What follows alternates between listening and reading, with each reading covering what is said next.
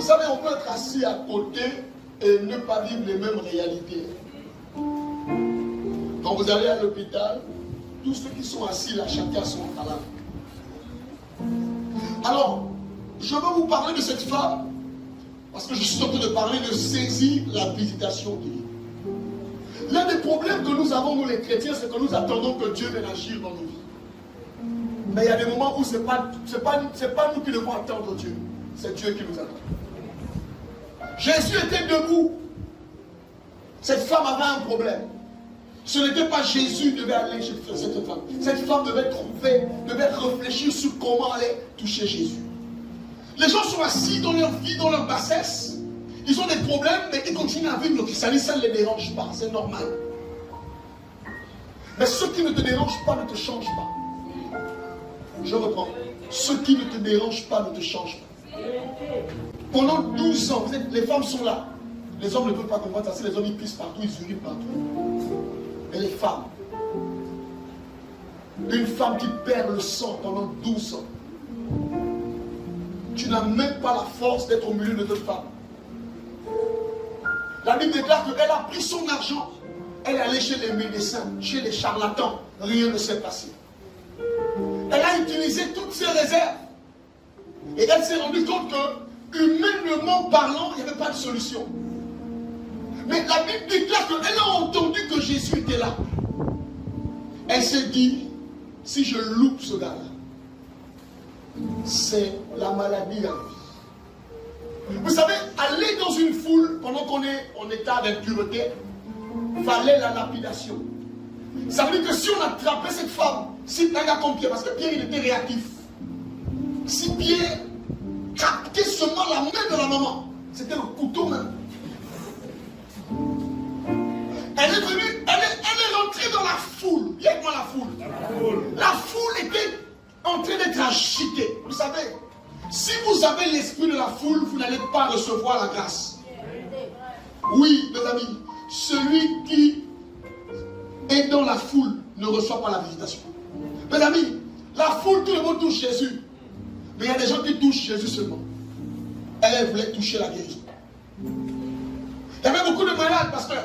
Il y avait des gens qui avaient des problèmes beaucoup plus graves peut-être. Mais la Bible ne déclare pas qu'ils ont été guéris. Pourquoi? Parce que le regard de ces personnes n'était pas le même regard que cette femme avait.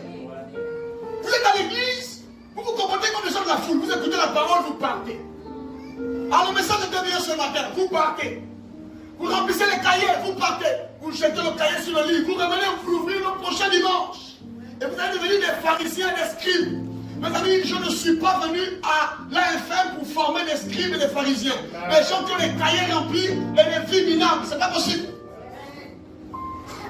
La qualité de ta vie doit dépendre de la qualité de la révélation que tu reçois. Je ne comprends pas comment on peut recevoir autant de vérité dans cette église et avoir ce genre de vie. C'est pas possible. À un moment donné, on doit s'arrêter pour se dire non, ce que j'écoute là, c'est de qualité. Il faut que ma vie soit de qualité. Bien aimé, cette femme perdant le sang, elle a dit, je vais aller mort, vivant. Même si Pierre me coupe la main, je vais rentrer. Vous êtes à l'église avec l'esprit de la foule. Vous suivez le mouvement. Personne ne veut se démarquer. Personne ne veut être différent. Vous êtes à l'église et vous avez la foule. Là, Dieu ne bénit pas la foule. Dieu bénit les individus. Jésus n'a pas guéri tout le monde. Jésus a guéri une femme. Dieu n'est pas dans la généralité. Quelquefois, en matière de visitation, Dieu est dans la spécificité. Acclame Dieu.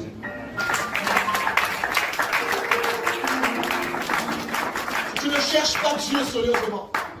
C'est que ton problème ne te dérange pas. Si ton problème te dérange, tu vas rentrer dans la foule et tu vas venir chercher Jésus. Tu ne viens pas à l'église parce que les gens font ça. Il y a des gens qui se laissent déconcentrer par ce que les autres font. C'est l'esprit de la foule. Oh, j'ai entendu que. Oh, j'ai vu que. Ma soeur, regarde, ça c'est l'esprit de la foule. Tu n'es pas venu pour ça. Tu es venu saisir quelque chose de grand. Que le bruit de la foule ne t'empêche pas de saisir ce que Dieu a prévu pour toi.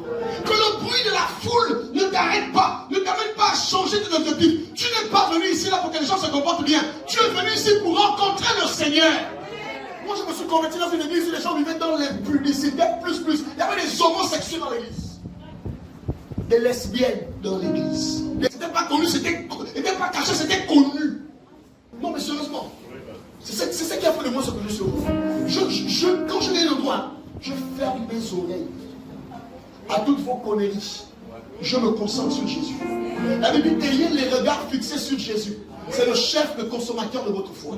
Parce qu'à la fin, c'est ce qui compte. Tu es là, au lieu de grandir, toi-même tu as des problèmes. Tu vas t'occuper des problèmes des autres qui ont des problèmes, qui ont des problèmes, qui ont des problèmes. Règle d'abord tes problèmes, ma soeur. La Bible déclare qu'avant d'enlever la paille qui est dans l'œil de l'autre, mon ami, la Bible dit enlève la poutre. Vous savez, Jésus était ironique. Regarde, une paille, c'est des millis comme ça. Une poutre, c'est un gros poteau sur lequel on pose les bâtiments. Jésus dit ceci. Avant de vouloir enlever la paille dans l'œil de l'autre, va enlever ton gros poteau. Et la Bible déclare que celui qui a agi comme ça est un hypocrite. Il est hypocrite, enlève d'abord la poutre qui est dans ton nez. Tu vois, voisin, enlève ta poutre, s'il te plaît. Les voisins, enlève ta poutre, s'il te plaît. Frère, si chacun se concentre sur ses poutres, on va beaucoup réussir dans l'église. Si chacun se concentre sur ses poutres, on va changer l'église. On ne change pas l'église en disant, oh, quelle est bizarre, frère, on est tous bizarres. On a chacun une poutre qu'on doit enlever. Je suis venu te dire, change ta trajectoire. Dieu ne peut pas te visiter si tu as l'esprit de la foule. Si tu veux suivre le mouvement de la foule, plus que personne ne touchait Jésus. Elle aussi devait dire, bon, je devais être là. Elle a dit non. Je veux faire ce que les autres ne font pas. Regarde. Quand on sait qu'on a trop attendu la grâce, on la provoque. Je n'ai pas de bêtises. Quand on sait, pasteur Thibault, qu'on a trop attendu le salut, on provoque le salut. Quand on sait qu'on a trop attendu la guérison, on provoque la guérison. Quand on sait qu'on a trop attendu la sagesse, on offre les holocaustes. Afin que Dieu vienne me dire, demande-moi ce que tu veux. On nous a prêché le Dieu de la piscine de Bethesda. Oh mon frère, attends, sois là à la piscine, 38 ans, mon frère, je n'ai pas le temps pour ça. 38 ans, c'est trop. Cette femme a fait déjà 12 ans de perdre le sang. Elle dit, une année de plus, une minute de plus, je n'en peux plus. Est-ce que tu n'en as pas marre de ta situation? Ce matin, je me suis levé, j'ai dit à Dieu, assez, assez. Je répète, assez, assez. Ce qui ne te dérange pas, tu ne le changes pas. Bien-aimé, sors de l'esprit de la foule, s'il te plaît, revois ta manière de servir le Seigneur. Sois comme cette femme. Prends le risque de rentrer et de toucher Jésus. Nous, on lit ça. On pense qu'en fait, toucher Jésus était une chose facile. Non. C'est un risque de lapidation. Parce que, en voulant toucher Jésus, ce qui est impur, normalement, communique l'impureté. Mais ce jour-là, Jésus a senti une force qui est sortie de lui. On vient tous à l'église. Il y en a qui sortent en ayant pris quelque chose de Jésus. Il y en a qui sortent avec leurs beaux amis. Et c'est ce qui est dommage. Mais je veux te dire ce matin, comme cette femme, n'attends pas Dieu, va vers Dieu. Je reprends. N'attends pas Dieu, va vers Dieu. Quand les gens n'attendent que lorsqu'on déclenche un jeûne à l'église, pour qu'eux jeûnent, c'est les gens qui n'ont pas de problème. Ils ont l'esprit de la foule. Quand les gens veulent seulement prier, quand le pasteur a dit réunissons-nous pour la prière, ce sont des gens qui ont l'esprit de la foule.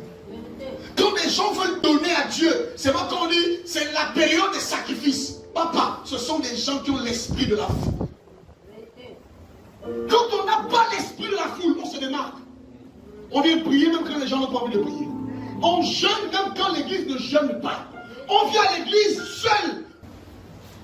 Parce que vous ne cherchez pas Dieu. Vous cherchez des avantages.